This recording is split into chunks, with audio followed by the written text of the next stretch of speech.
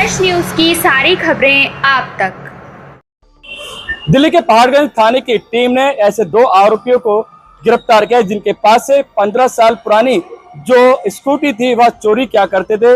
उन मामले में दो आरोपियों को गिरफ्तार किया है। मामला बता दें कि इसमें एक आरोपी जो कि एमसीडी के अंदर डेली बेसिस पे काम करता था, ये जो 15 साल पुरानी जो टू व्हीलर वाहन होते थे उनको जब्त करते थे और उसके ब्याह पर जो सरकार इनको 500 से 700 रुपए दिया करती थी। बहरहाल ये क्या पैसा कम था तो इसने नौकरी छोड़ दी थी, जहां इसने अपने एक और अकरम के साथ मिलकर आरोपी ने एक ऐसा धंधा चालू किया कि ये जो टू व्हीलर वाहन थे उनके नंबर ट्रैक किया करते थे, जिससे पता चलता था कि 15 साल पुरानी तो वहां एक नकली जो कागज चिपकाते थे और वो गाड़ी को चोरी करके ले जाया करते थे और जहां स्क्रैप कर दिया करते थे। इसमें 14 गाड़ियों के सामान पुर्जे बरामद हुए हैं और दो आरोपियों को गिरफ्तार किया है। क्या कुछ कह रहे हैं सेंट्रल दिल्ली जिला के एडिशनल डीसीपी 2 परशान चौधरी, सुने।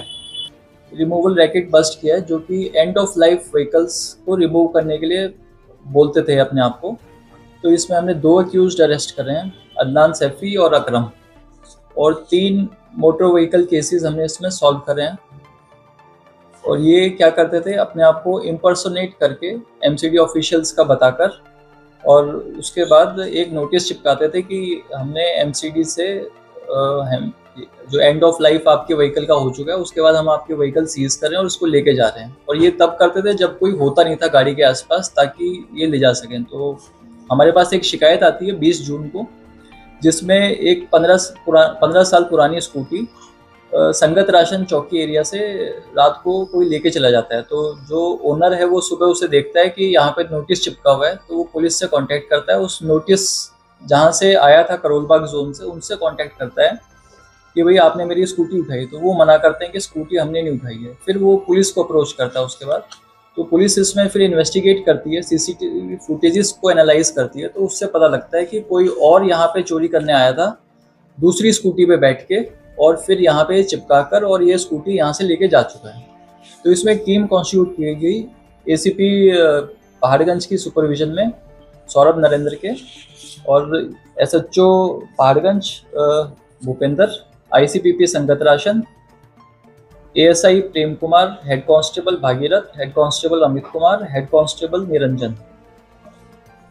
तो इसमें फुटेज को एनालाइज करने के बाद जो इन्होंने वहाँ जो चिपकाया था वो था मैसेज जय हिंद स्क्रैपर्स के नाम से, कि ये लेके गए हैं आपकी स्कूटी।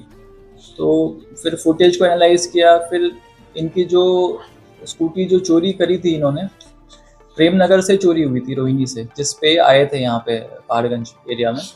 तो वहाँ देखा तो वहाँ भी ये सिमिलर उस स्कूटी को चोरी करते टाइम कुछ चिपका के गए थे। मैसर, ये अलग स्क्रैपर से कोई मैसर गो ग्रीन ELV हैंडलर्स।